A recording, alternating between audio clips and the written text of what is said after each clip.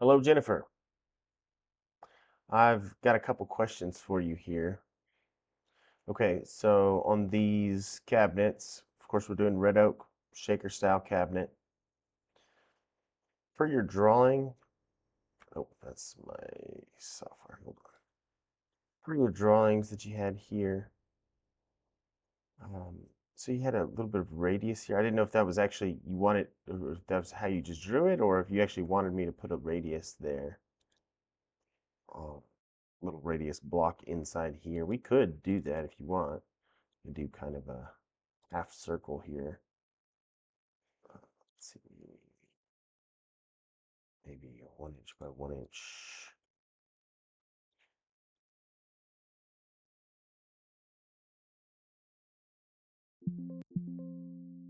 Something like that. Could do that if you want. Maybe I could even do a slightly larger circle. Let's see here. Maybe like that. There's a circle.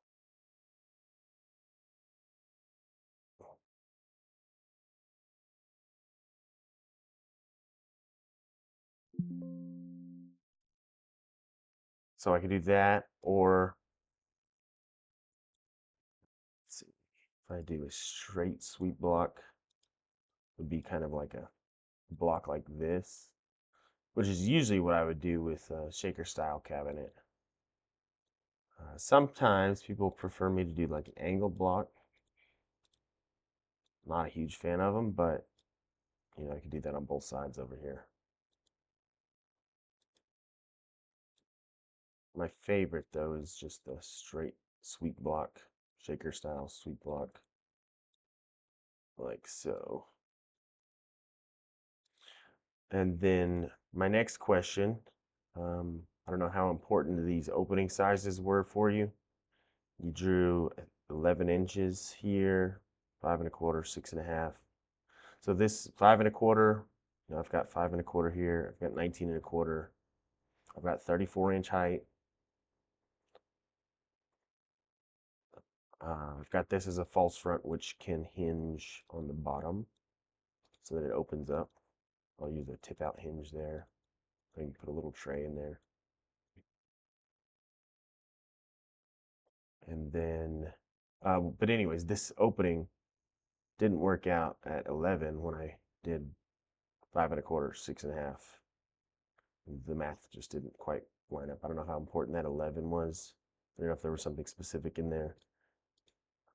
But even in a 10 3/4 opening, you have a usable height in here of, let's see, this distance to the bottom.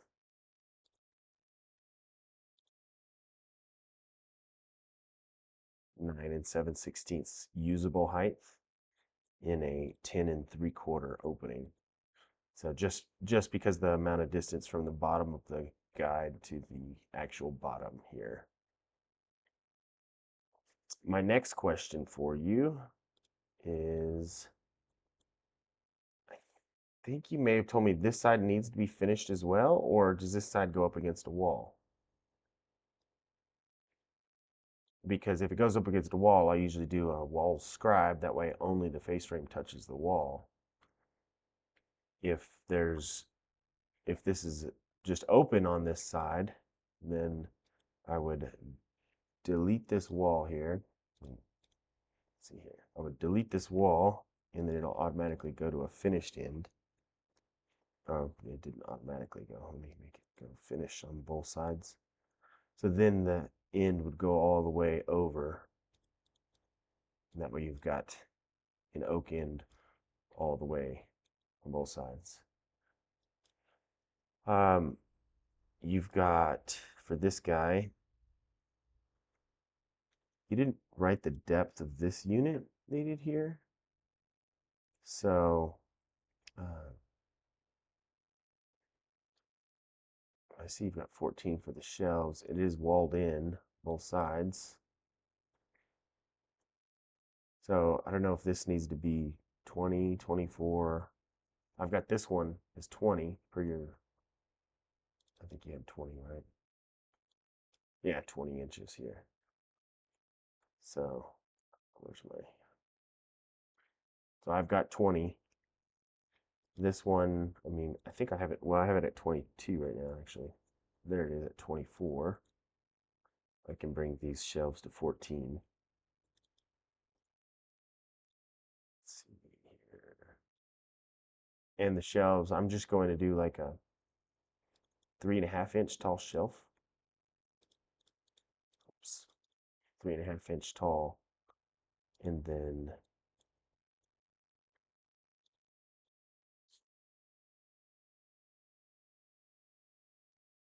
just got this framework basically that can get mounted to the wall, and then the shelf itself slides over the framework, kind of like, just move it in and out, minus 15 inches. Here we go.